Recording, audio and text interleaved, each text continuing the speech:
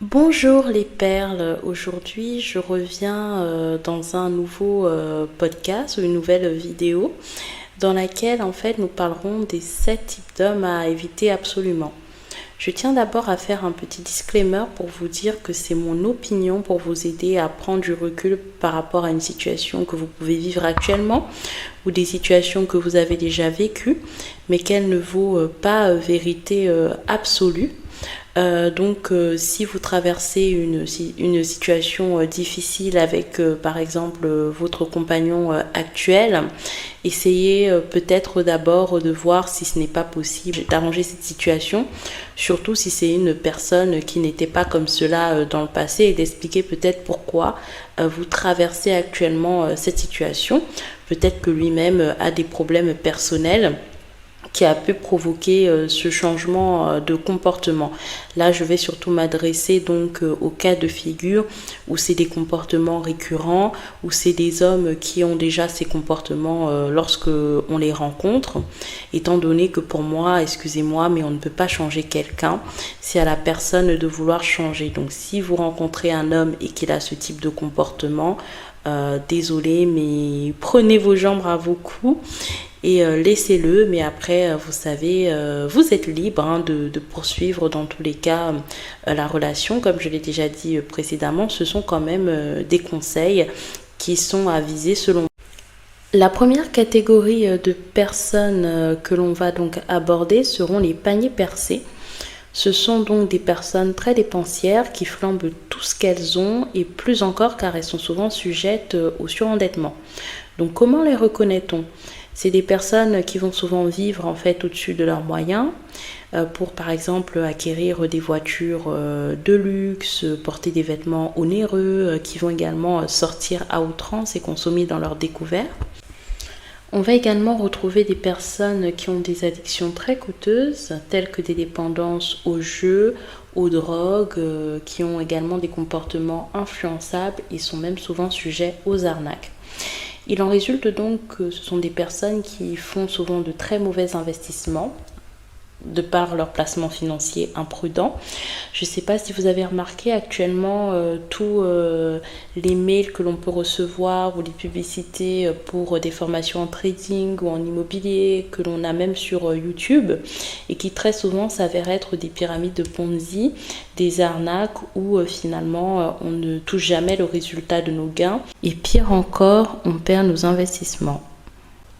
Malheureusement, c'est des personnes qui seront constamment endettées et feront l'objet de surendettement. Malheureusement, il comporte de nombreux risques sur le plan financier, de ta santé physique et mentale, de vivre avec une personne dépensière qui peuvent affecter plusieurs aspects de ta vie. Les premiers risques, bien évidemment, sont financiers, étant donné que faisant face à des problèmes d'argent, tu peux te retrouver toi-même surendetté en ayant recours fréquemment à l'endettement pour subvenir par exemple aux simples besoins financiers du quotidien. L'autre problématique également est d'abandonner des projets à long terme tels que l'acquisition d'une maison ou même de se construire une épargne de sécurité car on ne sait jamais ce qui arrive dans la vie. Malheureusement, les femmes ou les personnes en couple avec des personnes surendettées ou qui sont même dans des situations de surendettement ont également une charge émotionnelle et psychologique élevée. Tu peux être très anxieuse due notamment aux craintes de lendemain incertains. Tu peux notamment également te retrouver à supporter la charge de la stabilité familiale, ce qui est épuisant à la longue, autant physiquement que psychiquement. Et bien évidemment, ces profonds mal-être ne sont pas anodins étant donné que tu peux développer de nombreuses maladies psychosomatiques, avoir très souvent mal au ventre, des migraines, tomber plus fréquemment malade dû à un système immunitaire défaillant. Donc je te recommanderais vivement d'essayer de trouver une solution pour ton bien-être et ta santé. Que tu sois en couple ou non avec une personne dépensière, il me semble opportun de te donner donc quelques conseils pratiques que tu peux appliquer dès maintenant.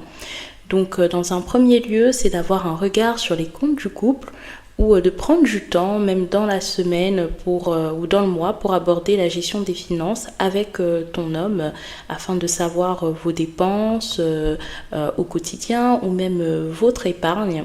Et ça va te permettre tout simplement de te rendre compte assez facilement s'il y a une dépense excessive qu'il peut effectuer sans t'avoir tenu informé. Dans un deuxième temps, tu peux déjà commencer par toi-même à te renseigner sur Internet, selon la législation de ton pays, pour savoir en fait les obligations en tant que conjointe pacsée ou épouse dans le cadre du mariage concernant le surendettement. Beaucoup de femmes ne sont pas au courant que, par exemple, lorsque l'on est marié sous la communauté de biens ou même sous d'autres communautés comme celui du régime universel, très souvent on est solidaire des dettes de notre conjoint. Et j'allais même ajouter que lorsque des dettes sont souscrites dans le cadre de dépenses du ménage, qui va être par exemple relative à l'éducation des enfants, à l'aménagement de la maison, vous êtes obligatoirement solidaire, même si le conjoint a souscrit seul à cette dette. Donc prêtez attention à ce type d'informations, mesdames, qui pourraient très souvent vous sauver la mise. Pour plus de conseils, n'hésite pas à t'abonner et à me suivre ou même à me contacter.